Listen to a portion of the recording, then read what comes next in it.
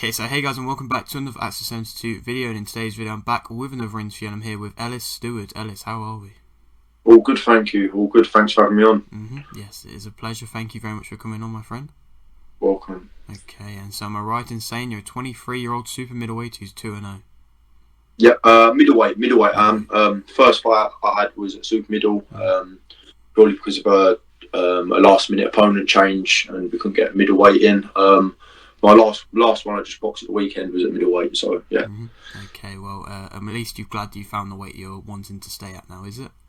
Yeah? Alright, fair enough, okay. Yeah. Well, if you are new around here and you haven't subscribed, please do so. Like the video if you do need like the video, and let's get straight into it. So, the question which I always like to start off with, why did you start boxing? Okay, so my dad's obviously a professional coach. He's my coach, my trainer. So he's always trained pro boxers for 20 plus years. Obviously, I'm 23. So ever since I can remember, I've been around pro boxing and pro boxers. I've been to all the shows when he's had boxers fight him. And I've always had that bit of a buzz for it and always enjoyed watching it. When I was younger, I used to play all sorts of sports, play rugby, play football at high level. And yeah, went through all the sports, running, everything. I got to an age I hadn't actually given boxing a go. Obviously, I'd done a bit of training, but I'd never really thought about giving it a go. And I'd got a buzz from it from watching a previous fight, and I thought I'd give it a go. So I started sticking at it more, going to the gym more with my dad, and it went from there really. But there wasn't necessarily a reason. Just I sort of fell into it naturally as I got older. I was about probably 13, 14. But yeah, I sort of just fell into it. I weren't forced in the gym or anything. That's sort of come naturally. That's great. And so would you say, as you are training with your dad, you have kind of like a better kind of, obviously he's your dad, so you've got a good relationship, but would you say the coach to your relationship to him as a coach is better because of course he's your dad? You know what, it don't make a difference to me really. Like if he wasn't my dad, it wouldn't make a difference. I think as a student of the game, I think you've got to listen, whether it's your dad, your uncle, your nan. It don't matter who's training you. I think you've always got to listen to your coach. And they're, as a proper good coach, they're always going to look out for you, and they're always going to tell you straight up really. You want someone who's going to tell you if you ain't doing no good.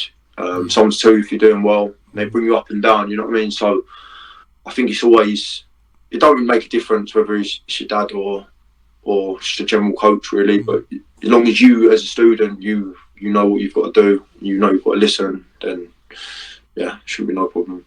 That's good. And so do you remember what happened in your first amateur fight? You know what, I lost my first amateur fight.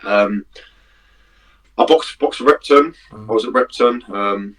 Dad was from Bethnal Green, so obviously he just threw me down there. I knew a few people that were down there, coaches wise. I went into it, and you know what? I froze, if I'm being completely honest. Like I was young. I was probably 14, and I got in there, and the geezer I was fighting was a bit older. He come out with tattoos on him. He was a Scouser.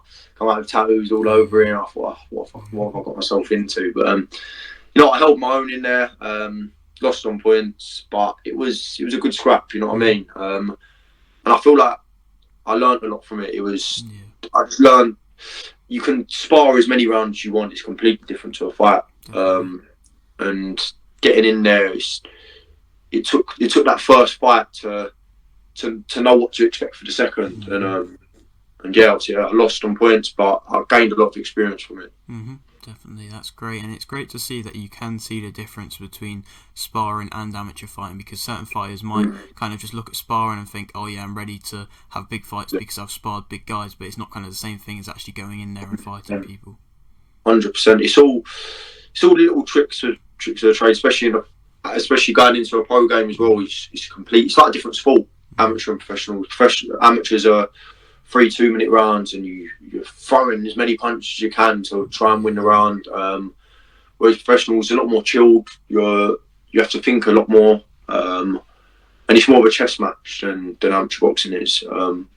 That's not taking nothing away from amateur boxing. It's still, because it still gets you to the position you need to be as a pro. But but yeah, it's a lot of difference between the two sports, and so even sparring's completely different. You can do 12 rounds sparring, but if you're fighting a 3-round amateur fight, it's pointless. You know what I mean? You're working different intensities.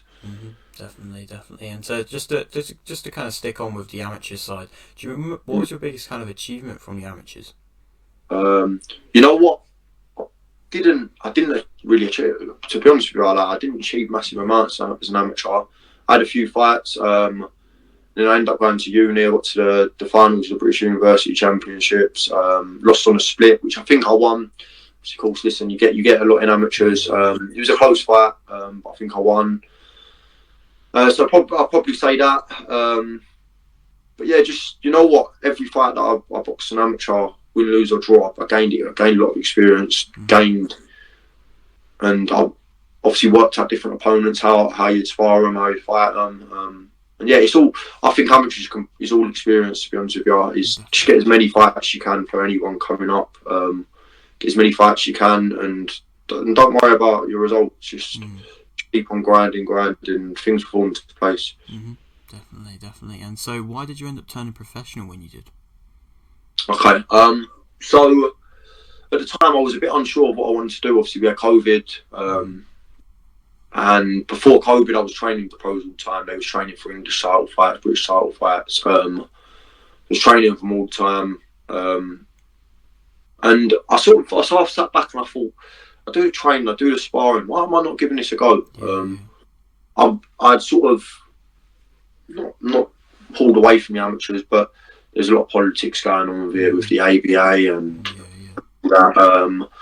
I didn't have a club at the time, and going back down to a club, getting carded, or going back down to a club, training for a few months, getting carded, and then getting into a fight, it was going to take a long while. So my dad said to me, listen, you're good enough to go pro, you trained the pros all your life, you're more than good enough to do it, why don't you give it a go?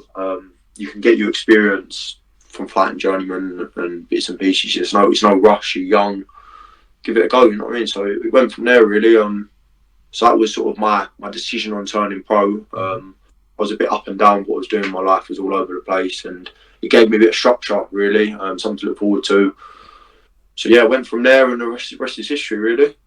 Definitely. Okay. And so far you are still right at the start, you're 2-0, and so which fight out of the two would you say you've performed your best in? I'd say my recent one last week. My second fight. I thought at the first fight I had a lot of people there. I had 150 plus people there. There was a lot of pressure. It was your first fight. I boxed well. I did box really well in my first fight. But as I say, it was just a lot of pressure, and I didn't relax into it as much as I should have. But I thought my second fight I performed a lot better. And even in between them, I think I had 6 or 8 weeks in between my two fights, and things just somehow fell into place. Like everything that I've been working on training sort of started to come together. I was relaxing a lot more, keeping it behind the jab, and I just controlled the pace of the fight. So I feel like I performed a lot better in my second than I did my first. But it's gaining experience again. I think I gained a lot of experience from the first to take into the second fight. Definitely. And so congratulations on that win, my friend. Thank you very much. Appreciate it. And so would you say you say that you performed a lot better in this second fight, but would you still say the best is still yet to come from you? Oh, 100%. 100%. I'm not even touching the surface of how good I can be.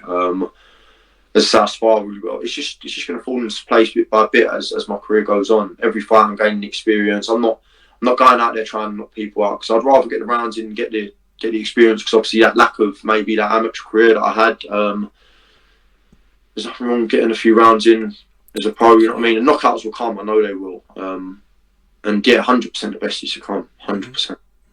Great. And so you've, I believe you said that you're kind of, is this finished for the rest of the year now? Are you fighting? Yeah, so I'd obviously we've got the World Cup now, so there's not many shows on anyway. So I thought if I could squeeze one in before the end of the year, which I managed to. Obviously I only got 10 days notice for it, but yeah, I managed to squeeze it in, which I was happy with. And now I think I'll probably fight again in March now, so give me time to enjoy Christmas. I've had a couple of fights, I had a hard 6 months, but I enjoy Christmas and then get back into camp mid-January and get working hard for March time. Definitely, that's great. And so, would you say you're kind of by kind of the ender part of next year? Would you say you'd be on like 6-round fights, maybe trying to push for a title at that point? Yeah, definitely, 100%. As I say, I'm in no rush. I'm still young. I'm 23. I'm 24 in January, but I'm not looking for titles anytime soon. I want to get as much experience as I can. I'd hope to get maybe another 1 or 2 4-rounders in, and then maybe push on to a 6, get a couple 6-rounders in. As I say, I want to fight 4 or 5 times a year. So hopefully by this time next year, I'll be hopefully 7-0. Hopefully that'll be the plan. 6-7-0 definitely, and then eventually push on for titles. But as I say, I'm in no rush at all. I don't want to rush things and be too eager and end up messing up when I've got a good management team behind me, so I put trust into them anyway. So I leave it down to them really. That's good and smart thinking. And so for the kind of fighting side, we spoke about like how the future of you fighting, but for when you're actually fighting, for anybody who's watching you and may have not seen you fight before, what would you say kind of makes you interesting as a fighter? You know what, I can do it. I can do all different.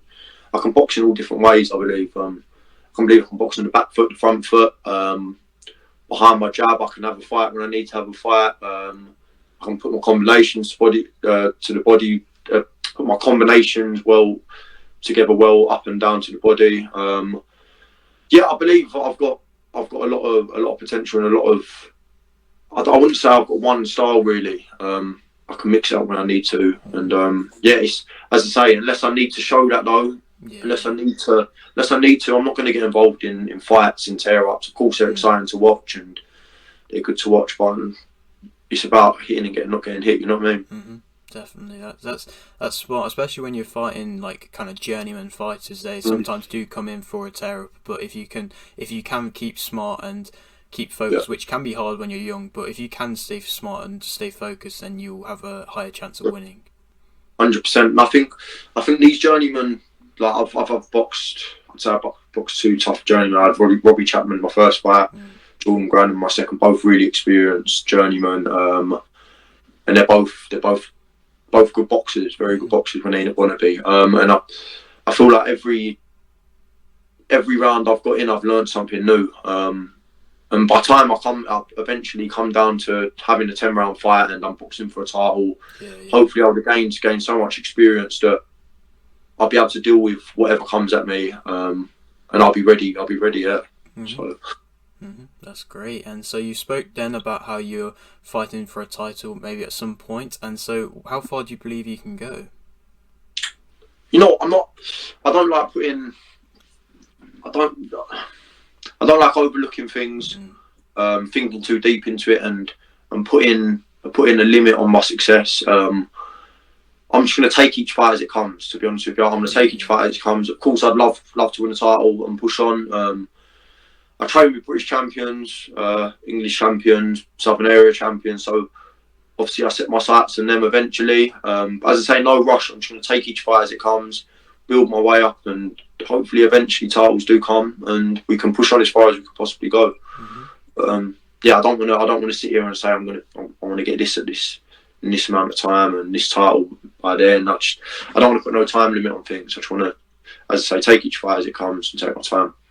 Definitely. Okay, and so I'll leave with this final question, which I always like to ask. You've got a little bit of a platform here. Would you like to shout anything out? I'd like to do a massive shout out to my sponsors, Grove Gallery, which is a portrait gallery in London, Megatown Lounge, Sunbed Shop in Loughton, South Woodford, Wow Hydrate, which obviously a lot of people know, you see it everywhere. They do drinks,